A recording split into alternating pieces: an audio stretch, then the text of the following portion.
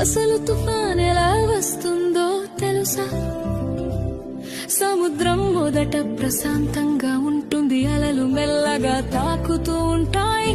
కానీ సూర్యుడు బాగా వేడెక్కితే సముద్రపు నీరు కూడా వేడిగా మారుతుంది. ఆ వేడి నీటి మీద ఉన్న గాలి కూడా వేడి అవుతుంది. పైకి ఎగురుతుంది, గాలి పైకి ఎగినప్పుడు కింద ఖాళీ అవుతుంది.